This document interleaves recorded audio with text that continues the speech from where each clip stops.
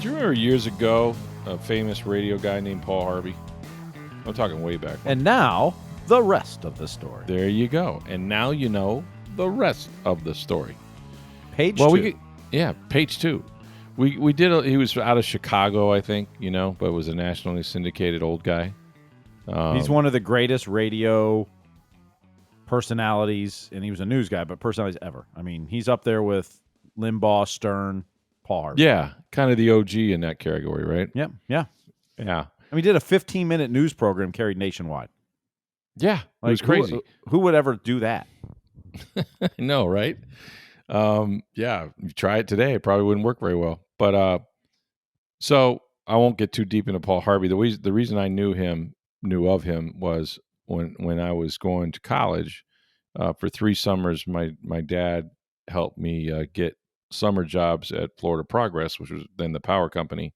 Well, I don't know what's called now, Duke Energy or something like that. I don't know what it is. But one of the years that the first year I was in a garage, I was a garage helper, if you will. What is a garage helper? Exactly how it sounds.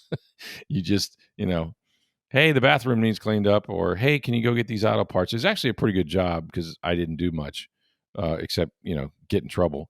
But so I did that the first year, and then the second year was the hardest one. I was on a hand dig crew. And the hand dig crew is just what it sounds like. You know how they say, I don't want to dig ditches for a living? We dug ditches for a living in the summertime.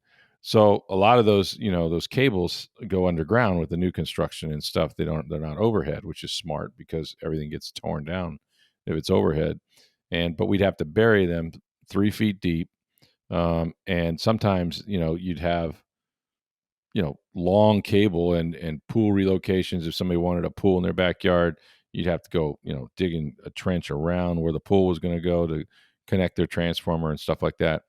So basically it was 900 feet a day we averaged, and it doesn't sound like a lot, except you got like a 4 or 5 man hand crew digging down 3 feet, right? Have the sod guy cuts the sod, throws it aside, dig down 3 feet, bury the cable, hook it up, fill up all the dirt again, tamp it down, and replace the sod. And then you move to the next job. Yeah, it was glamorous, trust me. And so, I mean, I've never worked so hard, and I lost 25 pounds at like 19 years old that I didn't need to lose. When I went to Arkansas State, I was like 155. My coach said, "What happened to you?" I go, "Oh, man, I've been working all summer, man. I don't know." And I put it back on in like 2 weeks. A little soft serve ice cream machine helped me do that. But when I get to Paul Harvey is that he came on right around 12 o'clock, I want to say. Yep, it was always right around the midday.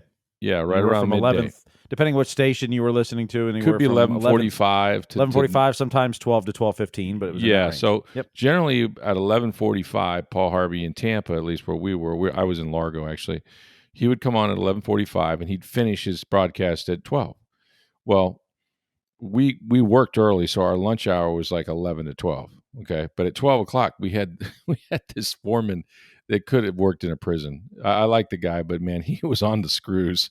Like he did not waste a minute of the company's time. And your dog tired. So what you do when you have a chance to eat is, and I swear we're going to get to sports in a minute. What you do when you have time to eat is that you eat as fast as you can because you want a nap. Oh God, do you want a nap? Any kind of nap, any kind of shade, under a tree, under a building. It didn't matter where you were going to sit somewhere, a porch where there was shade, right? And you would lay down. So you'd eat as fast as you can, and then you'd hit the hay, so to speak. And our foreman had a radio, one of these little Walkman radios or whatever, little boombox type thing. And so he'd put on Paul Harvey because he's kind of old school guy. And so Paul Harvey would go, and we'd all nod off, and occasionally he would nod off. Well, at noon, Paul Harvey was signing off, and he'd do the rest of the story, and then that's it. That's the end of the show. Except we would just sit there and nobody would move or make a sound, hoping that the foreman was asleep and maybe we could squeeze 5 to 10 more minutes afterwards, And but I was a big Paul Harvey guy. I heard all his broadcasts back then because that's what we were doing. If I didn't nod off, I fell asleep every afternoon to the voice of Paul Harvey. And once in a while, he lets you sleep, and then more often than not, as soon as he signed off, the dude turned the radio off. Said, "Let's go back to work." So I hated Paul Harvey, and then I also loved him because occasionally he would get us through the day. But that's pertinent to this, and that is that we now know the rest of the story about the Bucs offensive line, as told by Todd Bowles, somewhat humorously, in Monday's follow-up press conference. So, you know, you have plans, and the plans weren't for Tristan Wirfs to undergo surgery and discover that problem sometime in what, mid-July or what have you. But nonetheless, that's sort of what happened after mandatory minicamp, and they found out Wirfs was going to have to miss some time. And so at that point, you had Charlie Heck, who was, their swing tackle, who was replacing Justin Scully, that had signed with Minnesota. In fact, he was playing Monday Night Football. He started the game. It's one of the reasons why he went there, because Darrisaw, their starting left tackle, wasn't going to be available for a while. So anyway, Heck goes through OTAs, and he's kind of your backup guy. And then, you start mini camps and you start training camp, and he's your starting left tackle. And you work him into all 3 preseason games he starts, because he needs to work. You don't play your number one offensive line very much, if at all, but he's still your left tackle. And, I saw him and I thought, he's kind of what you would think. He's a guy that big enough dude, been in a few games, but obviously not spectacular. He was on the Arizona Cardinals practice squad all the way till the very end of last year, until the 49ers needed to get through the season, and they signed him on a Wednesday, played him on a Sunday, and the last 2 Sundays of the year, he started for the 49ers. Okay, so he's that guy. But this was going to be their plan. This was the plan. And did he do something to lose the job? They didn't have anyone better, right? They didn't have anyone better on the roster, that is. And those guys aren't on the street either. And they're not getting released for the most part. So flash forward to just that little in-between week, between the final preseason game, right, which was against the Bills, and then the start of the regular season work week, leading up until, this past Sunday's game at Atlanta. Well, that's when that the Bucs decided we need an emergency plan for our emergency plan. In other words, what are you going to do if Charlie Heck gets hurt? Who's the next man up? And so they said, well, let's take a look at, kind of a combination of things. Let's move our center, Graham Barton, out to left tackle, because he played left tackle for 3 seasons at Duke. I mean, they're probably, and I'm guessing, I haven't interviewed them, but I would think there's a few teams out there in the league that looked at Graham Barton as a tackle and not a center. He played center his freshman year, played tackle the other 3 years. Very athletic guy. Pretty rare. I do not remember a player that has moved and even as a backup, played center and then tackle. It's a weird combination. Usually not a guy that has good enough feet that can move outside like that. But that's what Graham had done. And so they did. They moved Graham out there. And of course, Ben Bredeson had played center for the Giants a few games in his career, actually started there a few times. And so he knows that position. So they moved Bredeson to center. And then this Michael Jordan guy that they'd signed, they liked him. They cut him, however, and put him on the practice squad. But before the start, of the regular season, just again for emergency purposes, because you can elevate those guys 3 times. They moved him to the guard position that Bredeson left, and this is just a couple weeks ago, according to Todd Bowles. Well, they go out there and they see it, and they're like, Graham's really good out there. Like, he's got really good feet, and he can move and do some things. Like, look at him get out there and do some things in the run game that we would like to do. And you know what? I think this might be something that, we want to take a look at. And they did. And again, it was all supposed to be plan B. And then there was conversations, as you would expect to have between the coaches and, Josh Grizzard and offensive line coach and stuff, and they're all kind of being really nice to each other, saying, "Yeah, man, it looks really good." Until finally, they're all beating around the bush a little bit, and Bowles says, "All right, I'll be the bad guy. Why don't we just do this? Like, this is better than what we have. Like, yeah, we're moving three people, and that's the thing. You usually, to replace one guy, you usually don't want to weaken potentially three different positions, right?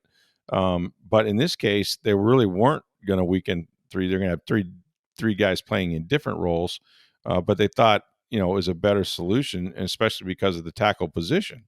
And I'll be damned if finally they all said, yeah, okay, yeah, that sounds good. Like we should do that. And then, so plan B became plan A, flash forward to Sunday. And I told the story, yesterday where I'm on the field pregame and I got the Zapruder film because I get to see Ben Bredeson snapping the ball to Baker Mayfield. And I'm thinking, I actually, at first, I actually thought it was Graham Barton. And that I was told, hey, look at the number. And sure enough, there it was. Right before in the pregame, they were revealing what they were going to do. They did it. It worked. And now they're a much better team because of it, I believe, because I had seen Charlie Heck play. Charlie is exactly what you want him to be. It was just that emergency guy that can come in there and get you through a game. But I don't think you necessarily want him to have to start four. And that might be what they require. So, born out of emergency is something that actually is working and could work, and it's going to have to work this week because the Houston Texans have a very good defense with two really good edge rushers. So we'll see how they go. But it's funny because Todd, when you hear him tell the story, he's kind of laughing about it. He's like, all right, well, no one wants to say it, I'll say it. Well, we need, I'll be the bad guy, put it on me. Like, we need to do this. Like, why aren't we doing this? It's just kind of funny how it all came about. Well, and it's something we discussed a few weeks ago about, We did. Could you consider moving this and this? But, part of the problem is you're messing up two or three positions on the line instead of one. Right. And that's why most teams wouldn't do that, right? Like most teams wouldn't want to weaken three spots if it's not broke. If you can just change one guy, because you could potentially weaken three positions. But in this case, Bredeson can play center, has played center. You don't lose a whole lot, I guess it's all minimal, right? Like, obviously, Bredeson's not as good as center as Graham Barton, but he's still pretty good. He's NFL worthy, right? Yes. Yep. And then I guess the key was Michael Jordan apparently had a pretty good training camp. He had played in Carolina with Baker. They were together there. They went through some stuff there, as Baker told me. And so they weren't unfamiliar with him. So it comes down to, is our backup guard and center, right, from a percentage standpoint, how much worse are they than our left tackle, right? Like, if we can survive the left tackle position, which obviously is Baker's blind side, well, that's probably the most important position. So, yeah. If you go back a little bit at guard and center to go up a lot at left tackle, it's probably worth it. And it worked on Sunday. It absolutely did. And remember what you're trying to do here. You're trying to keep the franchise, namely your quarterback, alive. Because all it takes is one matador block, right? Ole, look out, and the guy doesn't see him coming, and your season is over. I mean, it can happen that fast. You can do that anyway. I mean, Baker's out there running the ball and taking hits, but certainly that's how critical that position is. And so I think that, all things considered, I went back and kind of watched some of the game, and the pass protection was really good, I thought, for the most part. He got sacked once, but most of it was just him holding on to the football a lot and trying to extend plays. They ran the ball okay, not fantastic, but as a team they averaged like 4.4, which you'll take. It wasn't, no individual did very well, certainly not Bucky Irving, but most of that was Baker, who led them in rushing because of his scrambles. He had like a 22-yarder. And so that kind of changed the stat line a little bit. But yeah, I think, it was very, very functional, and they're going to need that this week more than ever, because you're talking about Will Anderson Jr. and Danielle Hunter, two guys that can absolutely get after it, right? They're a problem. And if you watched or heard about that game they played the Rams, I mean, they lost, but they held the Rams to 14 points, and the Rams are pretty explosive when they want to be. So, for them to do that, they're unfortunately for them, they only scored like 9, but they're a pretty good defense. And we'll find out just, how much they can hold up. But man, pretty interesting story how you can go, all the way through camp and then towards the end say, okay, we're going to have plan B for plan B or plan C for plan B. And then that's your solution and it works better than what you're doing.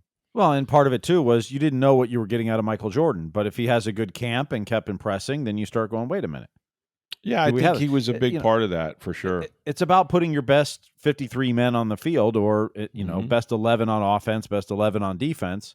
Right. In rotation. And it's, who is our best 11 or best 5 offensive linemen? Yeah, and from the time of youth league on, because my son played it, and then in the high schools, every football coach says this: who's our best 5 guys we can put on there together? If we got to move a guy to tackle, move a guy to guard, can this guy play center? Hey, can he snap? You're constantly just trying to find your best 5, because chances are, no one has terrific backups. If you got one, that's great. But if you got to move somebody, like if you lose a center and okay, I don't have a backup center. If I put this guy in at backup center, we're going to be less. But hey, this tackle we have out here, he's a really good offensive lineman. Could we move our tackle and let him snap and then move the guy off the bench, to tackle, and we're better. You're always doing that. You do that with the receivers. I think you're going to see the Bucs do that a lot on offense. You're going to see a lot of the pistol formation. You're going to see Rachaad White and Bucky Irving because that's 2 of their 5 best eligible players, best receivers. By the way, there's some tape out there of Bucky Irving just like lighting up a couple of pass rushers in pass protection. Man, he's a tough guy. He just sticks his nose right in there, and he kept Baker clean on a couple, loop stunts and things like that. Well, and for him to become an elite back in this league and an every down back that you can rely, he's going to have to continue to do that. Yeah, it's true. Part of the reason Rachaad White is your 3rd down back typically is because he's the best at pass protection. He's a better pass protector. That's right. If Bucky wants to be that bell cow, that not 1A, 1B, but number 1 running back, RB1. That's right. Yep. He's going to have to keep improving on that, and he's just a second-year player. That's going to come over time. And if you have to be willing to and tough enough to, and he's definitely that, and he's showing that. So now it's just making sure he's understanding all the blitzes and where the pickups are, and when you're supposed to block and chip and when you're supposed to release. Yeah, no, he listen, he pound for pound, Bucky's one of the tougher guys on the team, and as long as he's willing to stick his nose in there, that's half of it. I think we could see even more pistol than we saw the other day. The few times that Rachaad played, I thought he was pretty effective. It wasn't a great day for the offense. There's no sugarcoating that. Baker was not in the first half on his game at all. And he said so. He said as much. And I think part of that is not having played. You can go out there and simulate, the joint practices and get all the work you want. But if you're still not under any kind of duress where they're going to hit you or, they have bad intentions, it's just different, and I thought he was really smart when he chose to run the ball and he picked up major yards when they needed it that way. And then in the second half, he said after the game to us that, he wasn't just taking some of the easy throws. He was, trying to do a little too much when the game started. And, then he settled down. And, I think it was going to take a half for him to play football again. He had not played football in over a year or nearly a year. And so, then when the second half rolled around, and of course he was on the sideline, for an eternity during that 91-yard drive, but he popped back in there and man, I just keep looking at the throws that he made to Emeka Egbuka, and I'm telling you, show me better throws than that. I mean, that those guys had good coverage, in some cases great coverage, but what made both of those plays is the attention that Mike Evans gets.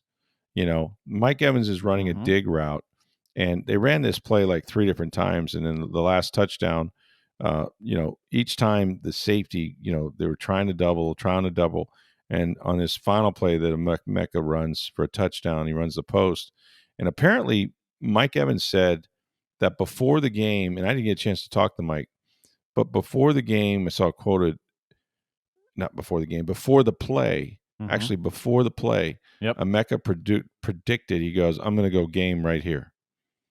Like, this is it. Like, you call your shot, like in pickup basketball, like game. He called his shot, and he went out there, and sure enough, Bates, the safety, came down, tried to cover the dig, took one step towards Mike. The DB is one-on-one against Emeka. He's got outside leverage because he's got to protect the boundary. Emeka stems it towards the outside, makes sure he can cut across his face, and runs the post. Still good coverage because the guy recovered from that, but it gave him just that separation he needed for the touchdown. I mean, everything had to be perfect, and it was. But Mike Evans, really, the passing game, that's why they hear him say, people say, hey, our passing game runs through Mike Evans. It does, because it creates opportunities for everybody else. No question about it. Chris Godwin's been the beneficiary of that for years. For sure. And it's not taking anything away from Chris because, nope. Then he starts catching those, and that makes Mike more wide open. That's right. It's complementary. And, that's why one of the reasons you drafted Ibuka is, and McMillan, you're hoping becomes that as well. And he showed flashes of that last year. And, unfortunately, he's out for the first half of this season at least. But, you need it, much like you need two running backs in today's NFL for the most part, unless you've got a Saquon or a Derrick Henry type. You need more than one receiver. You really need more than two. Yeah, you need a three solid, at least if the third guy, if you got several that can rotate in there, but they have to be productive because those guys are going to get a lot of one-on-ones. In fact, exclusively one-on-ones. Really. I mean, think back to last year when Godwin was out and that. Who stepped up and started getting 100-yard games and lots of receptions? It was Cade Otton. Sure. And it was still because Mike Evans was being double teamed on the outside. They had to pick their poison. It opened up Cade for some one-on-ones, and he beat him. This passing game has always gone through Mike Evans because of how good he is and how much, and his size and his, it just, you have to put so much attention on him. It frees up everything else. Yeah, and he's unselfish. He didn't have he had the most targets, but he didn't have a lot of catches, and he made some sliding grabs over the middle and did the hard work and things like that.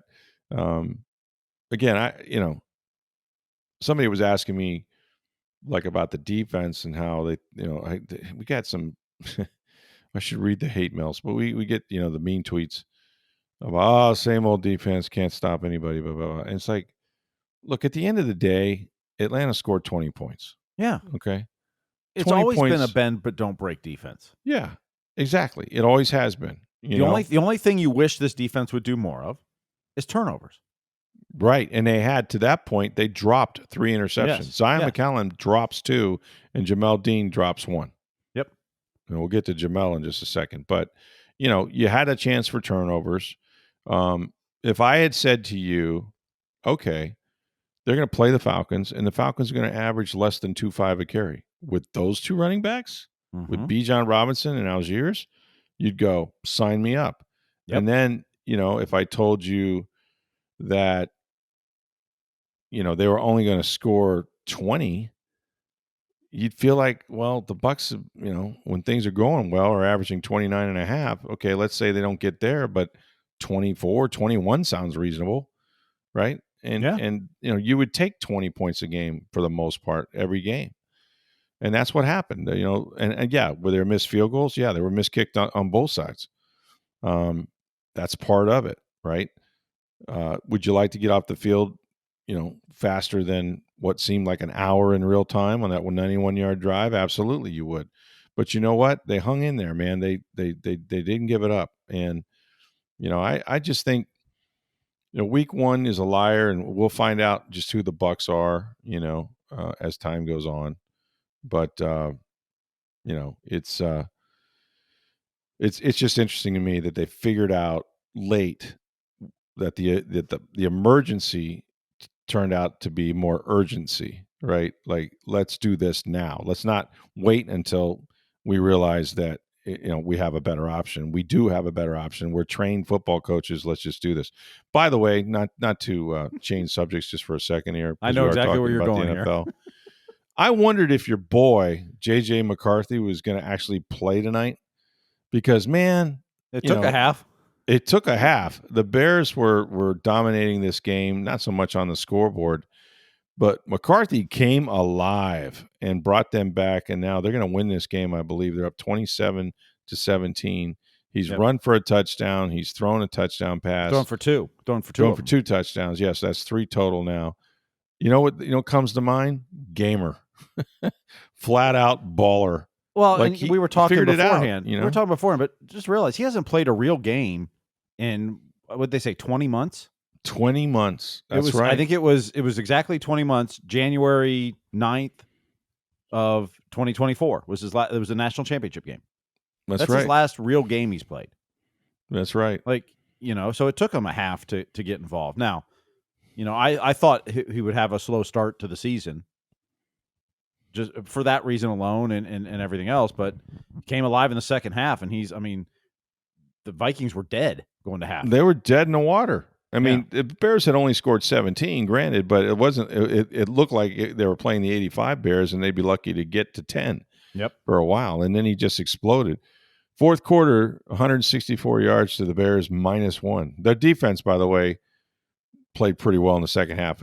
Caleb Williams, who got off to a pretty good start, just kind of shut it down. They were all over him. Although in reality, JJ's thrown 3 touchdowns because he threw the pick 6 as well. That's true. That's right. If we're going Jameis Winston stats. Very, very Jameis of him, yeah. He did throw the pick 6. That was late and late and telegraphed to your number one receiver, telegraphed to the wrong Jefferson. guy, yeah. If you're going to throw the hits, you got to throw it right away. That's all I know. And you threw it to a guy that was on your practice squad the year before. I know. That's particularly harsh. The corner was on the Vikings practice squad, so. Yeah. He can run, though. That's an element that you forget that, he put his head down and go. What a great story for him, though, because I'm told he grew up 15 minutes from Soldier Field. Yeah, LaGrange, Illinois, right outside. LaGrange, Illinois, yeah. Used to go to games and had a Urlacher jersey, they said. And yeah. They had a little picture of him when he was a kid, What a great catch there. So, this game still has some time, but when you're down 10 with 2:40 to go, I think it's pretty much over for those of you who will know the score. Unless you go Derrick Henry fumbling or something. Well, there's that. That was incredible. Still an incredible game. Yep. You know what's funny about that game? Not funny, but just funny, haha, but ironic is that game, the first game of the season, the one that, where you had the Bills trailing, by 14 or 15 with less than 4 minutes to go. That game may decide who gets home field advantage in the playoffs. Yep.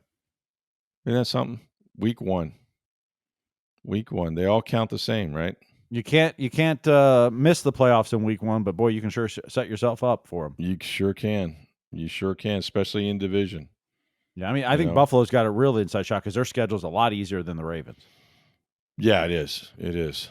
Mostly because your division. The division's harder, sure. And all of a sudden, the Ravens have to face the Steelers and the Bengals twice, where the Bills are facing the Dolphins. Right. And what if the Pittsburgh team, and specifically Aaron Rodgers, shows up more than just week 1? And all of a sudden you've got a team that's formidable again. Should be interesting. But I always say week 1's a liar, and I'm just kind of I don't know about the Bears. I don't know about Caleb Williams. I think it's going to take time for him, and this is it's his second year, but really it's his first year under the new coordinator, which is just like starting over. It just is, You got a whole new language you're speaking. Now he's missing throws to guys that are being held. There's been some interesting articles come out about him. Yeah, I saw somebody tweet. It was behind a paid site, so I couldn't read the whole article, but some pretty damning stuff on Caleb Williams' first year in Chicago, from his attitude and work ethic to the coaches there to just everything. And most of it was behind a paywall, but people were tweeting about it. Be interesting how Ben Johnson does and deals with that. There's a couple positions in sports that, for whatever reason, seems to, when you hit his hand on a player, that seems to have this ominous responsibility that goes with it, right? I don't know, shortstop for the Yankees, perhaps, stuff like that. Quarterback for the Bears. They have never really, Bobby Lane, Jim McMahon was not a great quarterback, but he did what he had to do when he had the 85 Bears defense. They've never had a 4,000-yard passer. Right. Yeah, right. And in today's game, by the way, on one play, I think they just got both Caleb Williams and one of the receivers hurt. Yeah, it was a targeting call. A targeting call over the middle. That might be a roughing nasty. The passer as well. Helmet to helmet. That was nasty. Got hit by a blitzer. Free run at the quarterback. He stood right in there and took it too. Yep. It was DJ Moore who got hit. So yeah. Actually, I don't think that was targeting. That was helmet to helmet though, face to face. The roughing the passer one. Oh, you mean the receiver? I don't think was targeting. No, may not have been. I'm not sure if they. I mean, we have it muted, so I'm not hearing what they're saying. But no, he ran his shoulder through his chest. I don't think that's targeting. He took a shot. Unless they call it a defenseless receiver, over the, I think they called roughing the passer. Upper body. But he tried to submarine more. Not that you're not going to know what happens in this as you already. Of course, you guys will all know by the time you hear this podcast. But isn't it fascinating to hear us learn it in real time and know the fact that we are still doing podcasts at 11 o'clock at night? Anyway. So, yeah, Victory Monday was nice. The Bucs are, all into their feelings, happy they won, but realizing, it's much easier to correct your mistakes when you win than when you lose. Yeah. Interesting news on Jamel Dean. Yeah, this broke. The Computer Report saw this on overthecap.com. When the contracts are done and the ink is dry, eventually it ends up on these websites like Over the Cap and Spotrac and that stuff. So come to find out that, Jamel Dean was set to earn $12.5 million in 2025, and that's part of that 4-year, $52 million contract he signed back in March of 2023. It included $24.5 million in guaranteed money, but his salary for next season was not guaranteed, okay, but he was still under contract. So what they did was they approached Dean, which would have just been a couple weeks ago, the week of the Bills' last preseason game, and they said, okay, how about this? How about we pay you $4.5 million? Now that's that's like what, 2/3 cut. We'll pay you $4.25 million, and we'll give you a chance to earn as much as $750,000 in playtime incentives, and you can stay on the team. Now, what's sort of inherently assumed there is if he says no, they're going to cut him. Mm-hmm. They're going to cut him. They feel like they're in a position of strength. They're not saying they don't want him on their football team. They're saying we can't have you on our football team at this number, right? Yep. And so Dean, who I'm told was extremely professional about it, like didn't go off stomping and storming. And, on the one hand, you could get in your feelings and say, well, that's crap. You signed me to this deal. This gets back to the whole contract thing that I always thought was, one-sided in the NFL. But you signed me to this deal, and now you're telling me you don't want to honor it, that you want me to take a pay cut or you're going to let me go. Screw you. I'm going to go make my money somewhere else. But that was not his attitude. His attitude was, no, I want to stay here. And if you're Dean, if they put you on the street, are you going to get picked up? Yeah. But you know what you're going to get? Less than $4.25 million. You're probably going to get the veteran minimum, unless there's a bidding war for you. And the fact of the matter is, what's working against him is not his play as much as his lack of durability. I mean, he's missed 9 games in 2 years. And so, if you're going to sign a guy like Jamel Dean to be your starter, don't count on getting very many games out of him. So I don't know what he felt like his market value was out there. The Bucs thought it was worth $4.25. He said yes, and that's why he's still on the team. And it's clear he gets to be a free agent next year. So you get to be. If he has a good agent. year, he commands a lot more. That's it. There you go. Much easier to make money if you're dealing and he's a starter, right? So he has a chance to earn those $750,000 back of that money they took away. And then let's say he goes through the season, starts 14, 15, 16, 17 games, has a good year, and he's going to command every bit of, $14 million or $15 million next year for some other team for a long-term deal. So he agreed to stay. It was good for the Bucs. Ultimately, Dean hopes it's good for him, but he's not starting over with the season, halfway gone or something like that, and he gets to remain with this team. But let's be honest, they made their decision, right? They made their decision when they re-signed Zion McCallum to an extension, paid him good money, and then they went and drafted 2 corners, in the 2nd and 3rd round. I mean, Benjamin Morrison, who we've not seen because he's been hurt, is a really good corner. He's got to find a way to get healthy. He's had the hip, but that's not what's bothering him now. But and then this Parrish, who started the game and had a ton of tackles the other day, he's a really good player as well. So their future corners are here, plus Zion McCallum, who's locked down for another 4 years. So that's Dean was going to be the odd man out, because unless you can afford to pay two guys Pro Bowl money, they got to play that way. They have to earn it, and they didn't feel like Dean's lack of durability was something that they wanted to go forward with. But I've always said this: put a player in a contract year, you'll get the best out of them. You just will. Like, everybody knows what that means. And Dean's now played a long time. He's played 6 or 7 years, I think.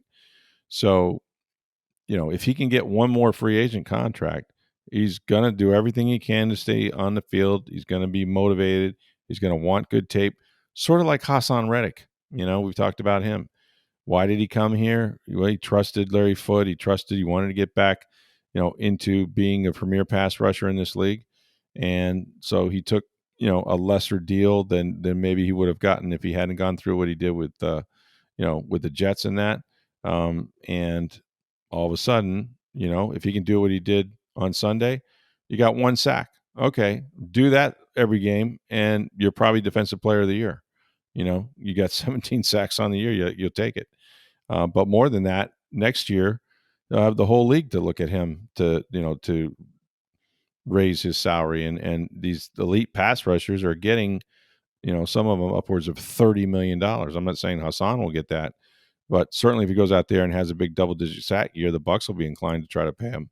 There's no question. So that's just what you have to do. It's what have you done for me lately? I like Jamel. I like him a lot. Again, the problem he has, as much as anything, is that he can't catch the ball. He could have had a lot of interceptions in his career if he had good hands, but then he'd probably be a receiver. But I'm not talking about good hands, like just average hands, right? If he just has average hands, he's probably got another half dozen interceptions. And then Zion, who does have good hands, dropped 2 the other day. So, but that's how that's the difference between bona fide starter to Pro Bowler, right? Can you take the ball away? Can you make those plays?